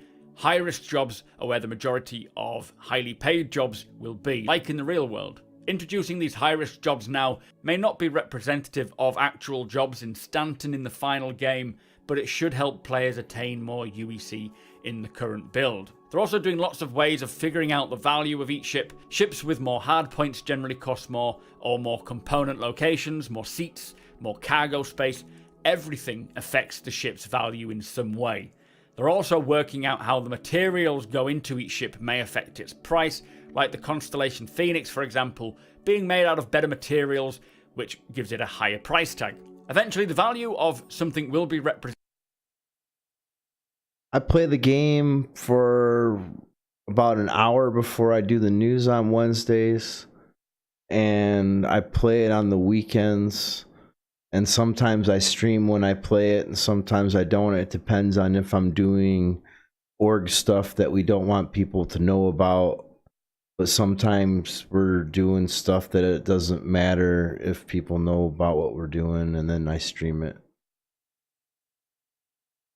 But I bought X4, and that's kind of like a Star Citizen pacifier. So I'm getting started with X4, and because X4 is a real game and it's not broken, and it's kind of like Star Citizen, what the single player would be like. I'm gonna be probably doing some X4. Got a couple other games too. I got Battlefield 5.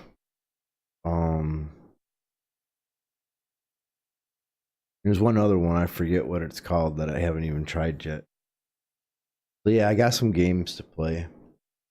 I just got to get over the hump with the doctor. I'm 52 years old and got something going on with my blood, like a blood infection or something, and they got to clear that up first. As soon as they do that, then I don't have to have 8 hours of sleep no more.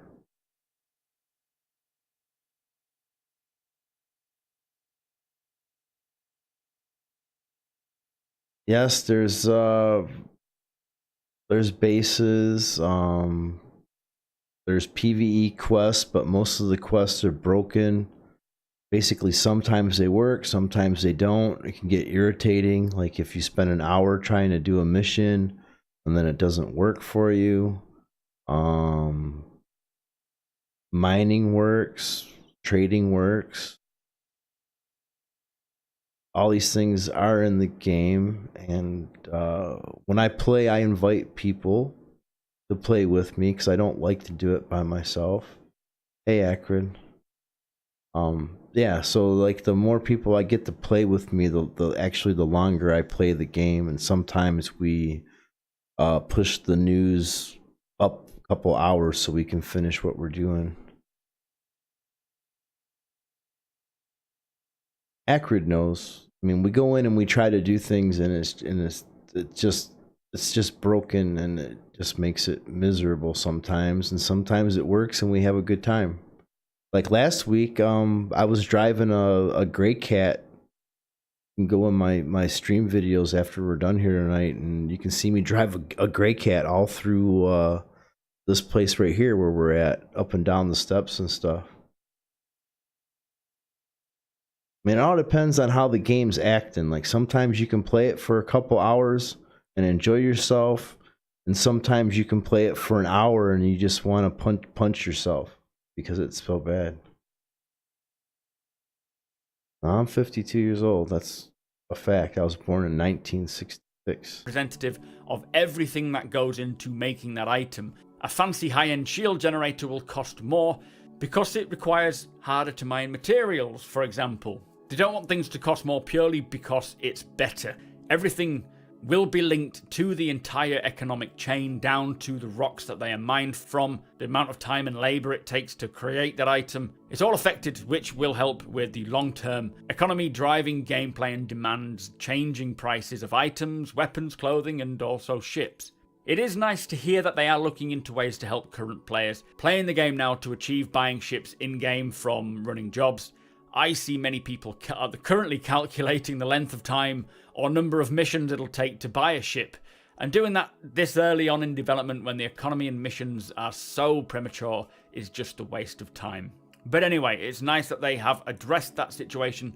The second question for Calling All Devs was, what are your plans on how physicalized inventories will be implemented? Now, if you didn't know, what they want eventually is so that the space you have on your person, or if you have a bag or more pockets, will determine how much you can carry. Also, having things like ship storage, player hubs, these will also help you to attain and hold more of your acquired items.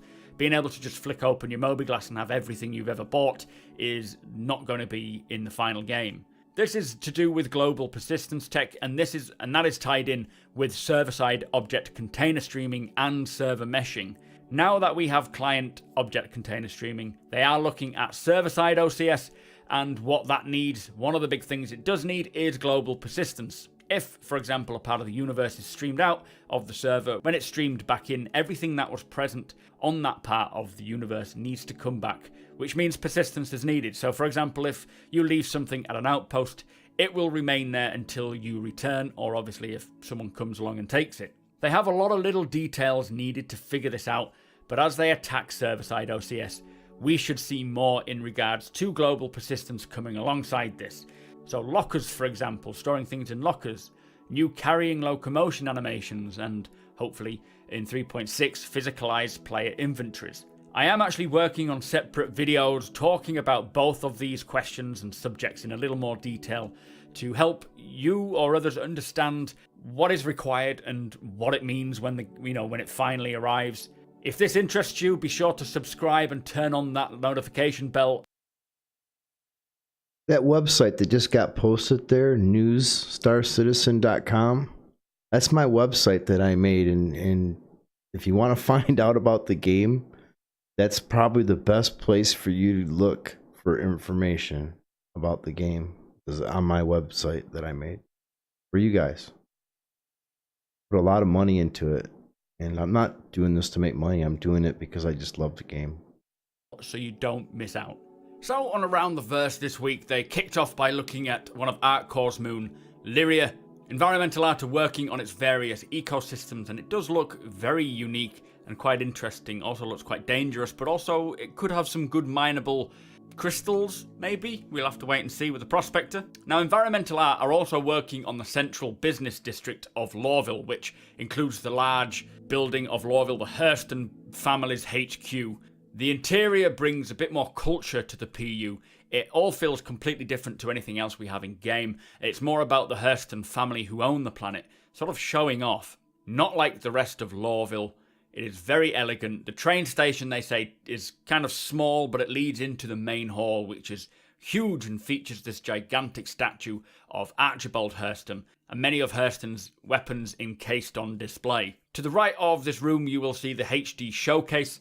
This is a place where you can buy all of Hurston's weapons, similar to a car dealership, but instead of cars, obviously, it is weapons on display. This, I feel, is a very nice touch. Being able to walk around and specifically get Hurston weapons from Hurston, I think, is a really good idea. On the left is the transfers room, or the trade stations, and the mission giver. So the trade station is a very large and very structural, quite daunting looking room.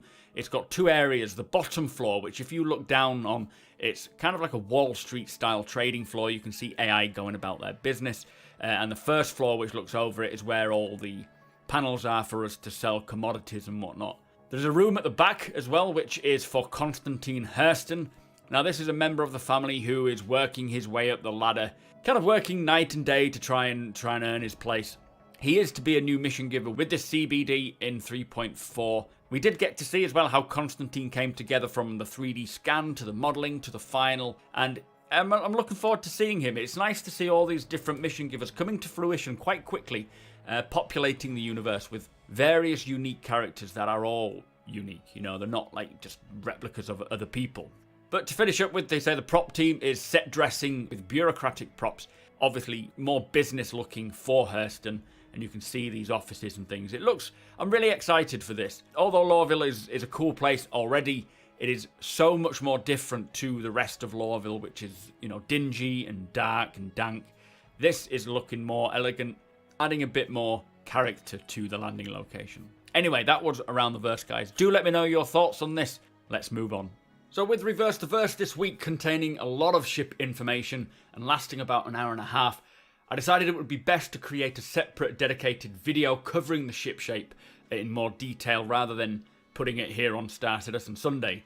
This will come out on Monday or Tuesday, and it'll just cover everything that we heard on RTV, so be sure to keep an eye out for that one. So also this week, there was a new op.net post titled Combat Haggling. I am yet to read this, so please no spoilers. Plus, the November monthly report is released. I am currently working through this for a separate video. If you would like to read it yourself, though, the link is below in the description. So that brings us to the end of the show. Thank you so much for watching. Okay, that was Super Mac, and I put the link in chat for you guys. We'll go to my personal website real quick. It's under construction right now.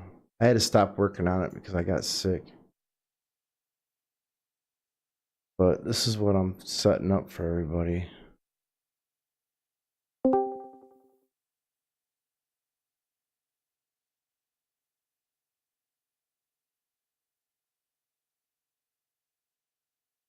Yeah, so this is what I'm setting up for everybody here, and like right here, if we hit play, we'd be able to watch my stream. Or no, this is a video. This is all my past streams down here. So you click on these, and then these are my streams. Like this is like Halloween time and whatnot. So got that going on. My Discord's over here on my home site, and this is twistergaming.com. Gonna be for my community once I get some more followers and stuff.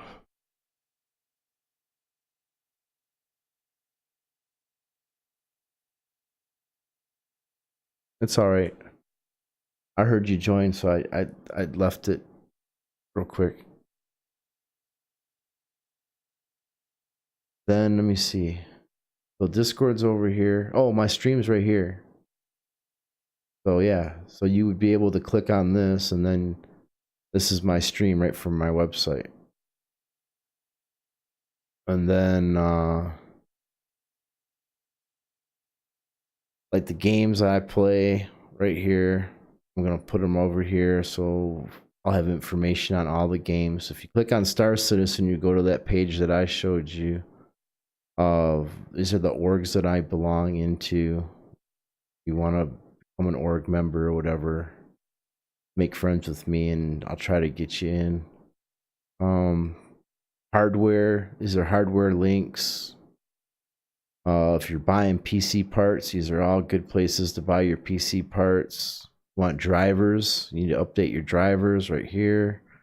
This is some of the software that I use for my computer. Then we got some links here, and then I got music. You want to check out Twister's music. And then yeah, and then as I said, I made this right here, which is a Star Citizen hub. And pretty much everything Star Citizen is right here, man. Everything you could possibly think of for Star Citizen. Like if you click on Twitch here, you're gonna get all the people that I recommend you watching 3-0 for stuff, Star but it's all a bit Citizen. clunky. It's going to get better. And then if you go to the YouTube, you'll get all the YouTubers that I recommend you watch for Star Citizen. There's a bunch of them.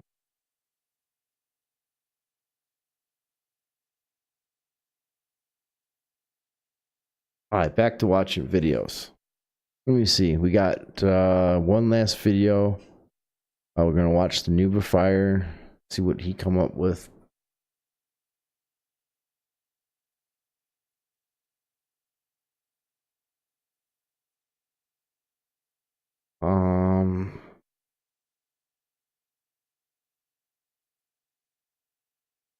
We're gonna do the reverse the verse and the calling all devs, just so we get everything that happened this week. We're gonna get it all, and it looks like just under 4 minutes. Fire. Today we got a live Reverse the Verse, which was supposed to talk mainly about the Carrack and some other ships. We got a lot about other ships, and at the end we got a lot about the Carrack. But I'll do Carrack alone later. Here's what you need to know in 2 minutes and 33 seconds. There are general reworks and then improvements. A rework involves full Scorched Earth, 100% throwaway, and then remake. An improvement is just balance and buff. The Vanguard Warden is getting interior improvements, adjusting the turret, and then the space behind the ship and behind the pilot are being made for components. The middle pod is going to be a physical item that's going to need to be stored in a warehouse. If you own an Endeavor Master set, you're going to need all the warehouse space to store all the sets. The Caterpillar is still intended to be modular, but there's no confirmation about what or when. The Hull series is currently on hold because of the way it can collapse. They're also waiting on supersized cargo containers. The hull is also relying on other mechanics that aren't finished yet, such as docking. The longer you wait, the more work is done on other ships, meaning our beloved ships are done better. The Tonk might be done, but it's not in a particular plan. The Tonk will likely not have its own seal, but that won't stop you from wearing a suit when you're in it. The 890 jump has a med bay, the ship is now 200 meters, there's a 25 meter pool, a steam room, and a sauna. It can carry two 85X, but it comes with one. The Orion got bigger, not coming in 2019. The Starliner, not in 2019. Endeavour, not in 2019. Kraken, the exterior is done, not in 2019. The Rovers, not in 2019. X1, not in 2019. Prowler, soon, but not too soon. The BMM is going to get love once the Carrack is done, but it's not releasing in 2019. The Phoenix has a shield for the cargo bay, and the Carrack is now back to 125 meters, allowing it to fit on more pads, and it's no longer on stilts. There you go, fly safe, and I'll see you in the verse.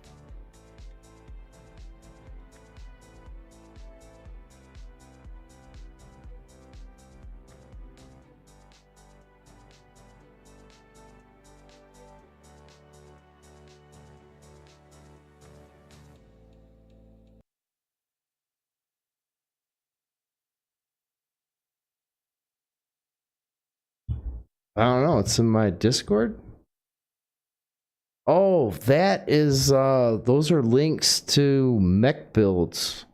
In a game that we play called Mech Warrior Online, you can build your layout of your mech on the website, and then they give you that code, and you can copy and paste it into the game, and then hit enter, and then all the weapons and armor that you picked out will go on your mech.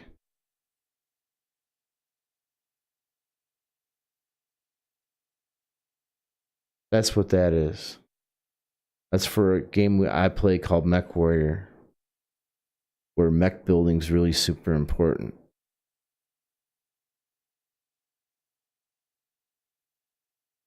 We got one more video.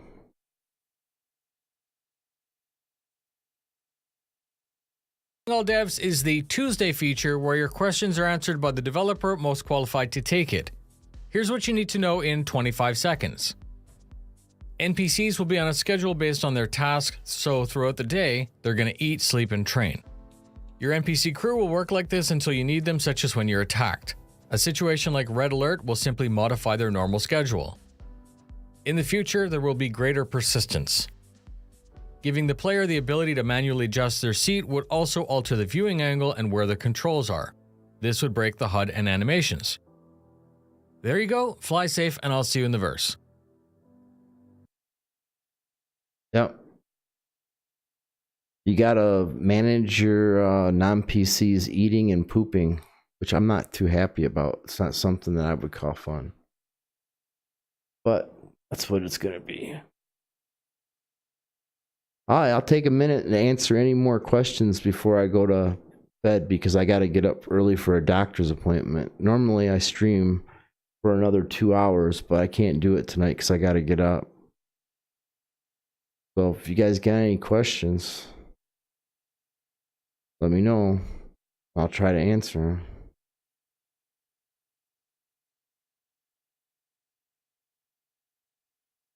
Then we got Oxford back tomorrow night from his day off. And yeah, Oxford's links there in chat.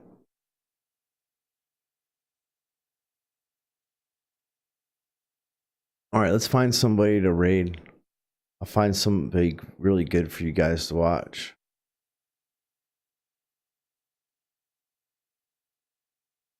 Oh, Paul's still up. So we'll raid Paul.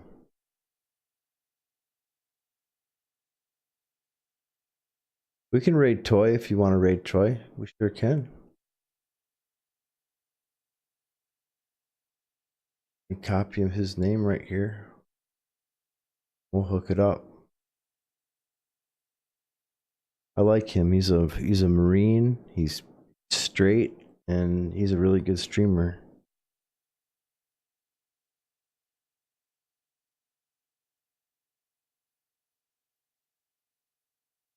Okay, you guys will enjoy your evening with Toy. I know you will.